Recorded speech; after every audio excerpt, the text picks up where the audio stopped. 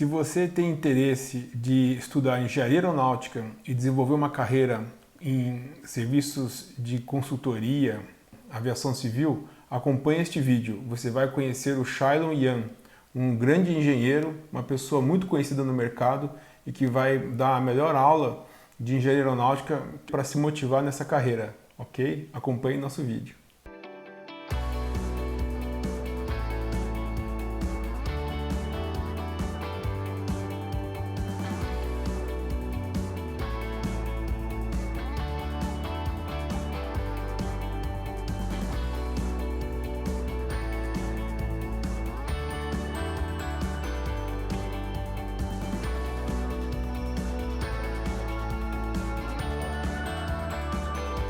Boa noite, Shailon. Como é que vai? Tudo bem?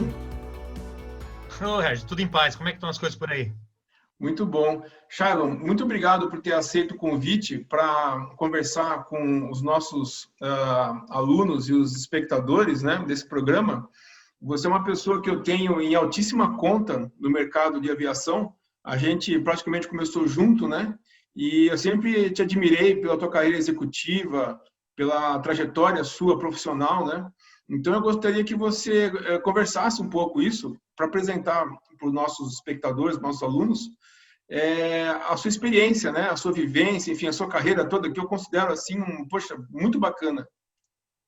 Ô, Regis, eu te agradeço. Obrigado pelo convite. A gente se conhece há 21 anos, né? Estava começando no DAC, você estava começando na aviação, e de lá para cá, muita água passou debaixo da ponte. Falando para o pessoal um pouco, né? Então, eu sou engenheiro aeronáutico, eu me formei em 1998, no ITA, era militar, então eu fui para o DAC na época, hoje é a ANAC, né? Então, na época eu fui para o DAC, e eu costumo dizer que Deus me acompanhou muito de perto, porque ele foi organizando as coisas de um jeito que montou a minha carreira. Porque se você perguntasse para mim, quando eu era criança lá em Goiânia, eu ia te falar que eu queria ser engenheiro. Quando eu entrei no ITA, eu entrei como engenheiro eletrônico.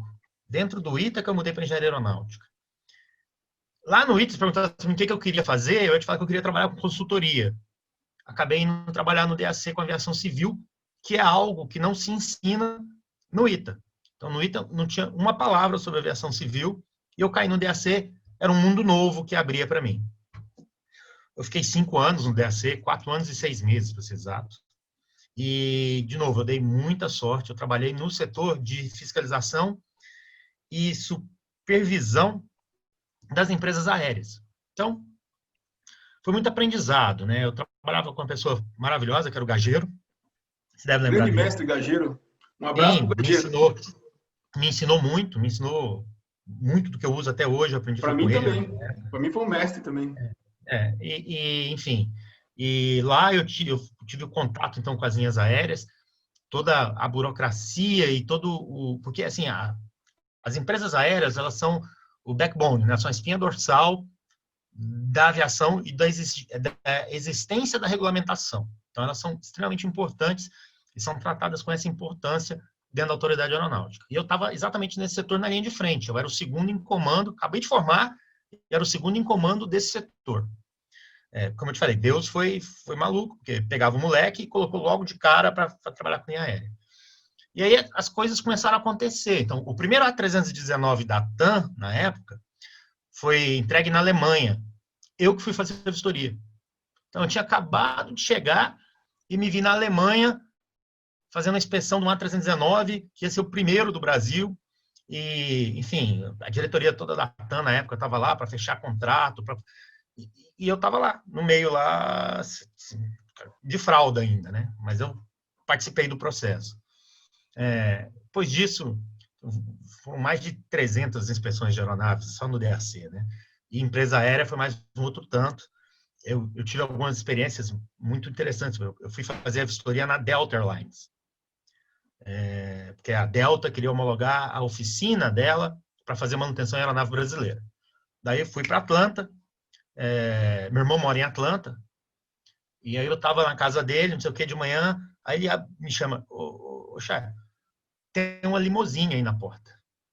Então, os caras da Delta mandaram a limo me buscar na casa do meu irmão. E aí a gente foi fazer a inspeção nas instalações da Delta, né? Lá pelo terceiro dia, estava fazendo inspeção no estoque da Delta, que era um hangar, né? Assim, imagina um hangar, acho que em Congonhas não tem um hangar desse tamanho. E lá dentro tinha um sistema computadorizado que era o orgulho do pessoal, né? Então o cara da qualidade que estava comigo começou a dizer maravilhas do sistema. Esse é um sistema perfeito, né? Perfeito. E nisso a gente chegou no balcão, assim, e chegou um mecânico, ele digitou o part number lá, a maquininha foi lá para dentro. Sumiu. Um robô. Passa um pouco, volta a peça. Eram uns O-rings, sabe? Aí antes do mecânico pegar, eu falei assim, um minutinho, deixa eu ver. Cara, quando eu peguei o O-ring, tava vencido, cara. Tava vencido. Então, assim, estoque de não sei quantos milhões de itens, entendeu? Um mecânico deles pede uma peça completamente aleatório, eu meto a mão na caixa, puxo, o O-ring estava vencido. O cara não soube onde enfiar a cara, não sabia o que fazer com aquele negócio. É mão de auditor, né? Não, e naquele tempo eu me divertia com essas coisas, né, cara? Eu ri, mas assim, eu ri um absurdo. Depois falei assim, cara, a cara do americano foi impagável, né? Foi impagável. E participei dessas coisas que eu sempre gostei muito, fazer que é campo, né? Fazer inspeção. Outra coisa bacana que eu fiz naquele tempo foi participar de algumas reuniões das autoridades. Então, tinha uma reunião nos Estados Unidos, as autoridades aeronáuticas, eu fui algumas vezes representando o Brasil, e eu também, normalmente, eu me divertia muito, né? Porque o pessoal via, eu não tinha essa barba, era moleque de tudo, né? E o pessoal vinha querer tirar onda ou falar alguma besteira maior, e tomava uma invertida, né? Porque eu era muito novo, mas eu era muito babaca também, em compensação. Então, não deixava passar, entendeu? Os caras vinham querer fazer graça, já tomavam uma invertida dos mais diferentes tipos. Tipo assim, na imigração, o cara pergunta para mim assim, eu entrando na Inglaterra, não, mas por que você não aprendeu inglês verdadeiro? Foi aprender inglês americano? Eu falei assim, porque eu aprendi inglês porque os caras mandam no mundo. Não são vocês que mandam, são eles. Entendeu? Por isso que eu tive que aprender o inglês deles, senão eu aprendi outra coisa. O cara carimba meu passaporte, puto da vida, não sei o que. Então, o que eu tinha de novo, eu tinha de babaca naquele tempo, era impressionante. Trabalhei lá meus 5 anos, tem sementes que eu plantei lá, que frutificam até hoje. Então, por exemplo, os formulários padrão da ANAC, né, os FAP, fui eu que inventei. Não existia isso antes. E eu escrevi uma IAC para cuidar da certificação de empresas 121, e nela eu criei, chamava tudo SegVol, porque o nome do documento da autoridade na época era SegVol, tinha o SegVol 001 e eu fiz os outros SegVol todos. E eram basicamente os FOP. Então eu padronizei como é que o cara entregava o manual, como é que o cara recebia a resposta, todas as etapas foram padronizadas. Na época isso foi uma revolução tão grande que ninguém quis apresentar para o Brigadeiro Grossi, que era o diretor da ANAC. Então, os coronéis, o major lá, não iam apresentar. Falei, você que pariu, Matheus, você vai lá e apresenta o brigadeiro. Se você convencer o brigadeiro, beleza, entendeu? Estamos dentro. Grosso, gente e aí, boa. tranquilíssimo. Uma vez ele fez... Eu estou fazendo a vistoria numa base da Varig em Nova York. E, tipo assim, 3 dias de inspeção, né?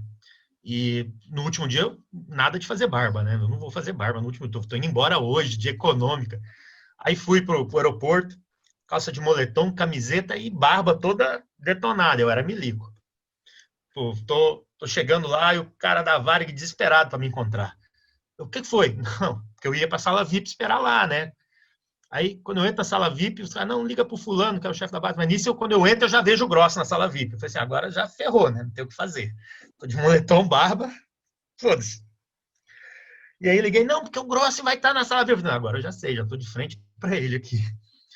E aí o Grossi me chamou lá, ele estava conversando com o pessoal da Varig Log, e os caras estavam enrolados, aí perguntou o que estava enrolado. Como eu conheci o processo, eu já falei o que estava enrolado e me mandei, né?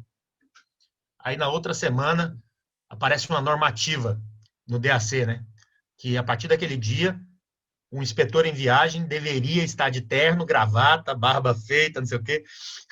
Caramba, o que aconteceu, né? Eu acho que isso aí foi culpa minha. Né?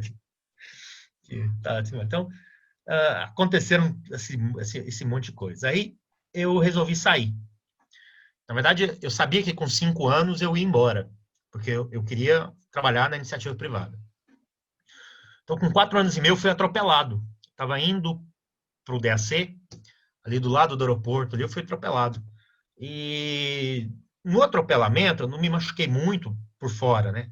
Mas eu ganhei uma protusão na coluna. E ganhei uma dispensa médica. Tipo assim, 6 meses, assim, dispensa médica. E aí, eu sou muito cristão, eu fui conversar com o Papai do Céu, falei assim, pô, não é por que eu pergunto pra quê, né? Pra que me dar esse tempo todo em casa? E aí, para testar, eu mandei uns e-mails me oferecendo como consultor para algumas empresas. Não, vou estar 6 meses em casa, não sei o quê, consultoria. E muita gente respondeu. E rápido eu fiz uma carteira de clientes que, assim, me manteria. Foi quando eu fundei Airframes. Me manteria tranquilamente. Daí eu esperei acabar a licença médica e não podia mais voltar para o DAC, né? Não fazia o maior sentido, eu estava trabalhando já fora. Aí eu paguei a indenização na época e saí da FAB também, pedi demissão. E comecei a minha carreira de empresário. Eu nunca fui funcionário, né? Eu sempre fui terceirizado. Na época, um dos meus clientes, o principal talvez, era a BHS, uma empresa de helicópteros, que hoje é a CHC. E a BHS estava introduzindo o Super Puma no Brasil. Então, eles me contrataram na época, primeiro como consultor, depois como diretor de manutenção. E assim, eu não sabia nada de helicóptero. Nada. Nada. Eu lembro que eu cheguei, me reuni com os inspetores da empresa, falei assim, ó, vocês vão ter que me ensinar. Se vocês me ensinarem errado, para o resto da vida eu vou saber errado, e a culpa vai ser de vocês. Se vocês me ensinarem certo, para o resto da vida eu vou saber certo, e a culpa vai ser de vocês também.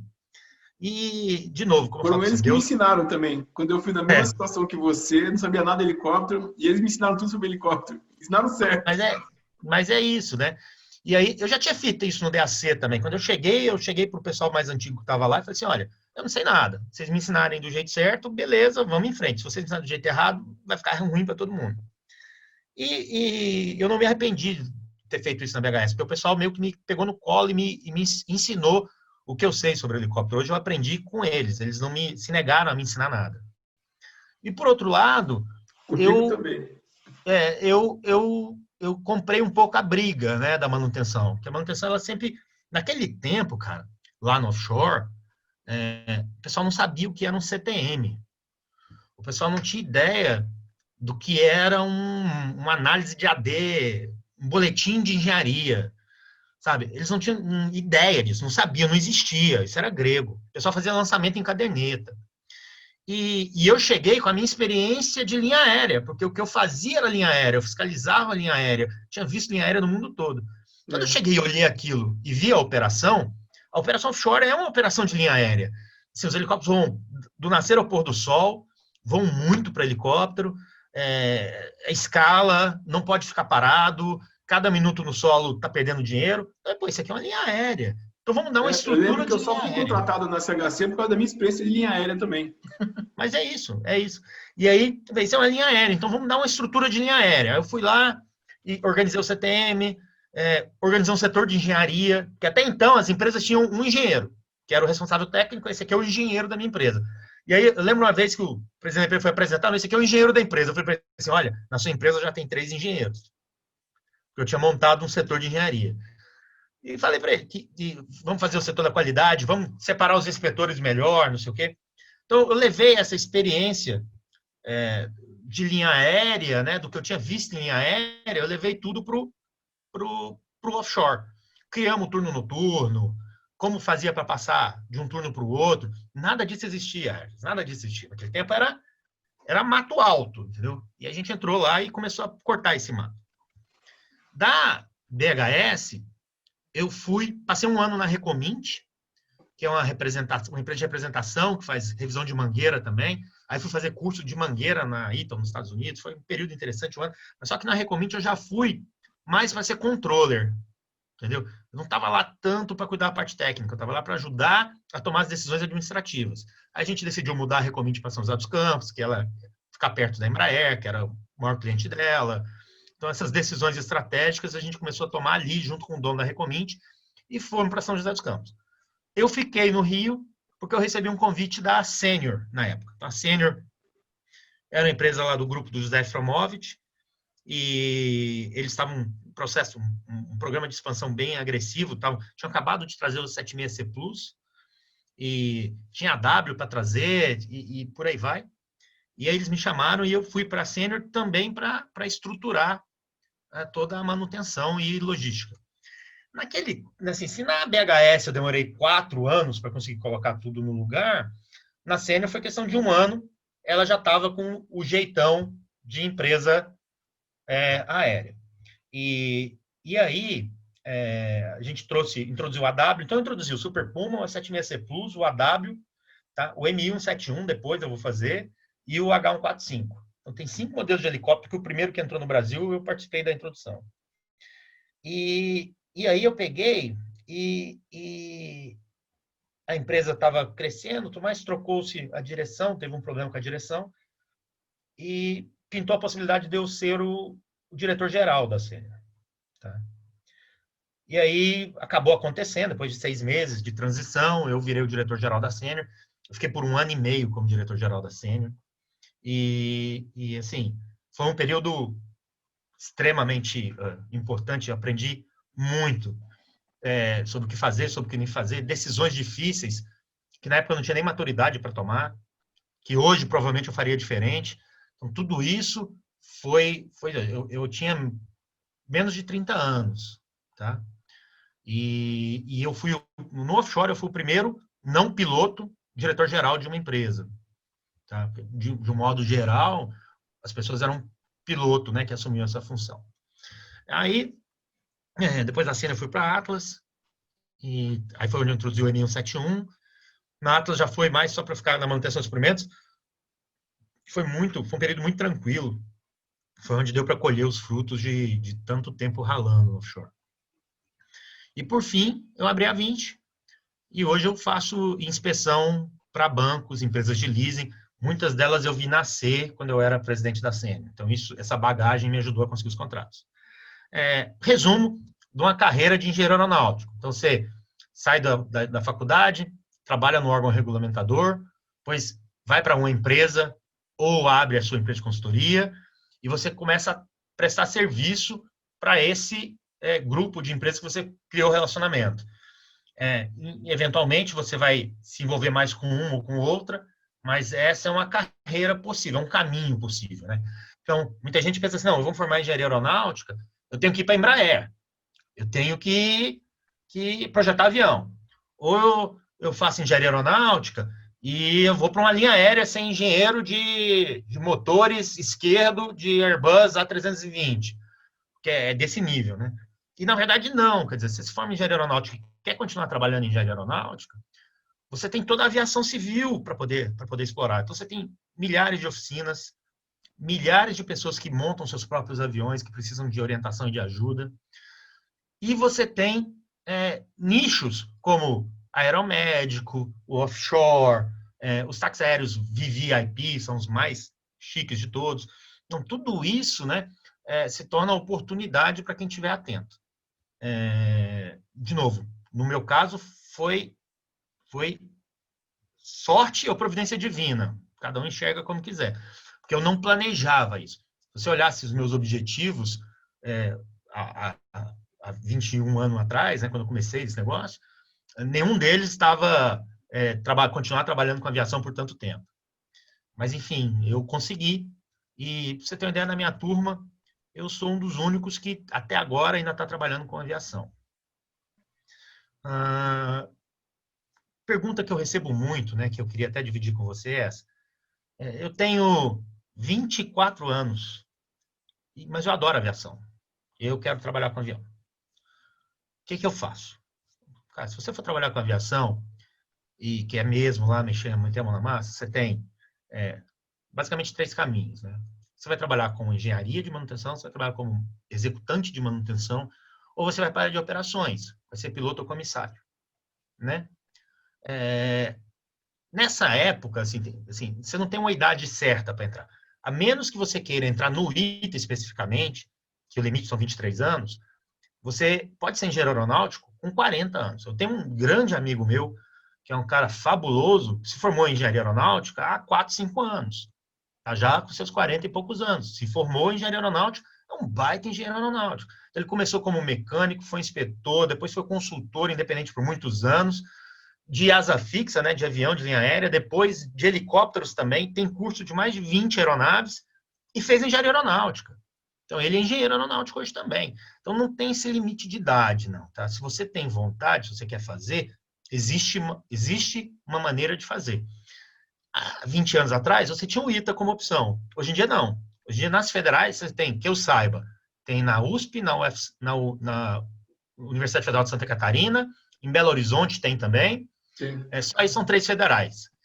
Particulares, você tem mais um monte de universidades particulares que oferecem tanto o curso de tecnólogo quanto o curso de engenheiro completo, de bacharel. Esse é um caminho que você pode trilhar e vai te abrir portas. Né? Então, se você quer muito trabalhar com um projeto, você tem a Embraer, você tem as empresas no exterior. Se você quer trabalhar um pouco mais com mão na massa, você tem todo mundo da aviação civil para se envolver.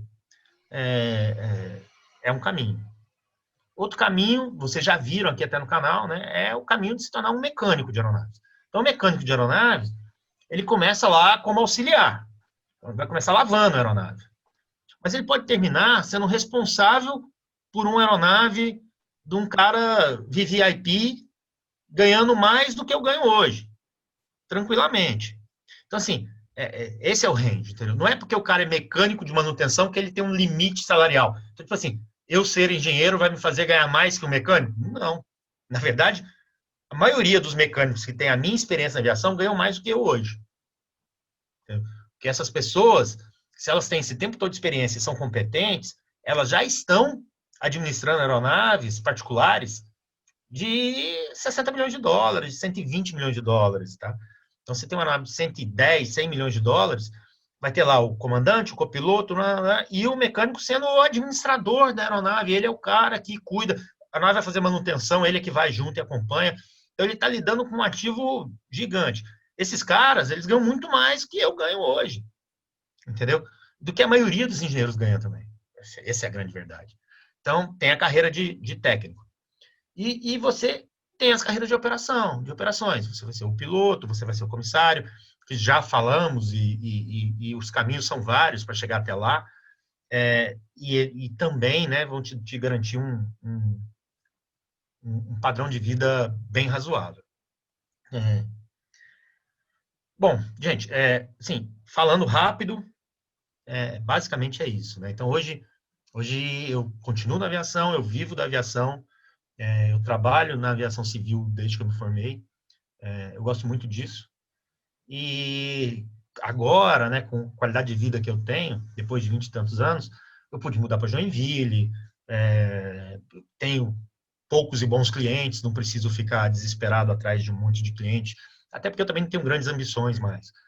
E quem me proporcionou tudo isso foi a aviação. Então, assim, em 20 e poucos anos de carreira, me proporcionou uma qualidade de vida bem razoável, bem interessante. É um caminho, tá? Se você gosta muito de aviação, se você é um apaixonado, se você quer aprender mais, esse é o caminho, tá? Estude ou como técnico, ou como engenheiro, ou como piloto ou comissário, estude, porque precisa estudar, e comece a trabalhar. Se você for competente, você vai chegar lá. Que bacana, Chaga. Eu vou te dizer, viu, a gente fica encantado de ouvir a sua história, né? Eu acompanho a sua história desde o começo, desde o dia que teve que pagar ali a indenização para sair da FAB.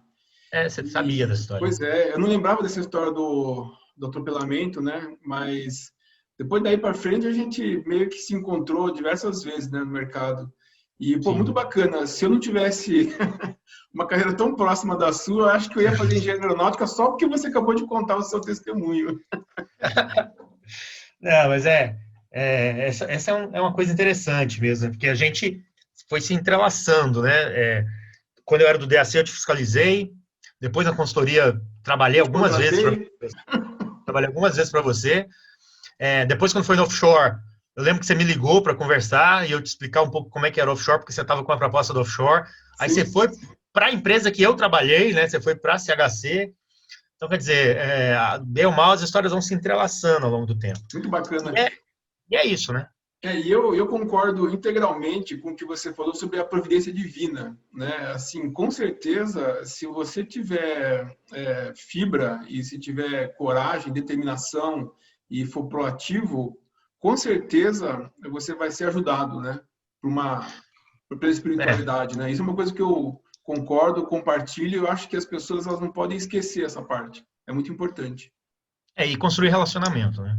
As Com pessoas, certeza. elas, quando você se forma, você vai para uma empresa, você começa a imaginar que o relacionamento é empresarial, é empresa com empresa. E isso, desde o começo, para mim era bem claro que não é assim. Você não tem relacionamento de empresa com empresa. Você tem relacionamento de pessoas. Então, é o Shailon com o Regis. Hoje, o Regis está na empresa X e o Shailon está na empresa Y. Existe um relacionamento. Se ninguém sacaneou ninguém, se foram éticos, se a coisa funcionou do jeito que tem que funcionar, esse relacionamento vai acompanhar pelas demais empresas. Ele não fica como herança na empresa passada, ele vai com a pessoa. Então, o seu trabalho recém-formado, começando na carreira, é construir relacionamentos. E você constrói relacionamentos não é cedendo, não é fazendo tudo que o outro cara está querendo, não é sendo submisso. Você constrói relacionamentos você sendo honesto, E fazendo a você coisa sendo certa, né? A coisa correta. verdadeiro, exatamente, você sendo verdadeiro, você sendo honesto. Então, eu tenho muito dessa fama de ser estourado, de ter. Mas, na verdade, a verdade é que as pessoas com quem eu construí um relacionamento na aviação, que são muitas, se aproximaram exatamente por esse aspecto verdadeiro que eu tenho. Então, é fácil você saber se eu gosto de você ou não. Se eu gosto de você, eu continuo conversando. Se eu não gosto, eu não converso mais. Entendeu? Eu sou muito Eu lembro direto. que muitas vezes também eu consegui conquistar a confiança de gente que era muito mais experiente do que eu, gente que tinha muito mais autoridade do que eu, porque eu fui íntegro, correto, falei a coisa certa, com segurança, e isso foi averiguado e percebendo que eu estava sendo exatamente honesto e correto. Então, É, compartilho são com vários você. exemplos. Você passou por isso, eu passei também. Ter que parar uma aeronave. Pô, Assim, direto. ninguém quer parar uma aeronave. Eu não quero, você não quer. Então, quando a gente decidia parar uma aeronave, o presidente da empresa ligava para a gente. Vem cá, por que é que a aeronave tal está parada? E se você tivesse tranquilidade, não tinha pressão que ia fazer você voltar essa aeronave a voar antes de consertar. Você, tá parada por isso, por isso, por isso. Se voar, vai colocar a vida de pessoas em risco. Nós estamos trabalhando já fizemos isso, isso, isso, isso. E quando terminar, eu te aviso. Tá? Então, essa é a postura, né? Que foi uma postura que não era a postura de até então, principalmente lá. A postura de lá era assim, o engenheiro, ele era um dummy, tá? Ele nem aparecia na empresa. E então, não tinha essa pessoa com gabarito técnico para virar e falar assim, não, não vai voar. Não vai voar. Não, mas eu quero voar. Não, você não vai voar, porque não tem condição. A manutenção está groundando a aeronave. E para isso você precisa ter muita personalidade. Sim, E sim. a verdade é essa, que se você tiver realmente personalidade, se você for íntegro, se você for sincero, se você for honesto, ao longo dos anos, você vai construir um networking que vai lhe ser útil, Sim, certo? Você não com precisa certeza. fazer pensando na utilidade. É natural. Naturalmente vai ser útil. As pessoas vão te procurar quando precisarem de ajuda e você tem pessoas para procurar quando você precisa de ajuda. É um network assim, é horizontal, sabe? Não é uma escadinha. As pessoas estão ali e elas se ajudam. Baseado no quê? Baseado na sinceridade, baseado no trabalho, na verdade, né? Esse é o bom networking e é o bom networking da aviação. Porque a aviação, principalmente no Brasil, é muito pequenininha, né? Se você começa a ir nos eventos, nas feiras, são sempre as mesmas pessoas. Se você se queimar, você não se queima num lugar só. Você se queima. Porque todo mundo é amigo de todo mundo fala tudo para todo mundo. É comum eu receber telefonema, e-mail. Chado, você conhece o fulano? O que você acha dele? Como é que tá? E acho que os caras ligam para mim, que sabem que eu vou falar o que eu acho mesmo, então os caras acabam ligando mais. Mas acontece muito isso. E acontece, eu sei que acontece o contrário, eu sei que ligam para os outros perguntando, vocês conhecem esse tal de Shiloh? Quem é esse cara? Qual é a dele? Entendeu? Então, assim, a aviação é muito pequena. O segredo, né, para você sobreviver é exatamente esse: você desenvolver uma rede de relacionamentos que seja verdadeira, né, que pare em pé. Isso com o tempo você acaba fazendo, a não ser que você não seja talhado para o negócio. Aí você vai trabalhar com outra coisa que é melhor para você. Mas como são sempre as mesmas pessoas o tempo todo, bem ou mal você vai construir um relacionamento. Ou vai ser bom ou vai ser ruim, mas você vai construir um relacionamento. Sim, e verdade. Isso é que vai dizer o teu sucesso, na verdade. Com certeza. Poxa, muito obrigado aí, viu? Acho que foi a melhor aula de engenharia aeronáutica gratuita que uma pessoa podia receber, né? Eu espero que esse vídeo possa iluminar o caminho de quem quer fazer engenharia aeronáutica, né? Quem quer entrar para a aviação, trabalhar com a engenharia aeronáutica. Poxa, a gente sempre fez a carreira tudo, né, da melhor forma possível, tudo pensando na segurança, né, e nas coisas corretas, né? E eu acho que as pessoas podem se mirar no nosso exemplo, né? Então, pô, te agradeço muito mesmo, cara. Obrigado pela oportunidade da gente compartilhar, né, a nossa experiência, assim. E, poxa, você sempre foi uma referência para mim, então eu te agradeço muito pela chance aí. Não, até exagerado, mas eu que agradeço de novo, obrigado. E se o pessoal tiver dúvida, pode deixar as perguntas, né? O Regis vai responder tudo. E se quiser que eu responda alguma coisa, manda para o e-mail, eu estou à disposição. Passa o seu contato Beleza? da 20, se alguém quiser te ligar ou mandar e-mail para você. O meu e-mail é shailon@vinciaero.com. Então, se alguém quiser ligar para mim, eu mandar e-mail, que é o melhor jeito. Ligar, eu não atendo telefonema. Se eu não conheço o número, eu acabo não atendendo. Então, manda para o meu e-mail que a gente conversa. Eu vou deixar o seu e-mail nos créditos finais do vídeo também, se alguém precisar mandar. Perfeito. E aí vai ter lá nos créditos finais do vídeo, então, tá bom? Fechado, combinado. Maravilha, Obrigado, então, cara. Shailon. Um abração, cara. Sucesso aí, tudo bom. Cara. Com Deus. Tchau, tchau. Tchau, tchau.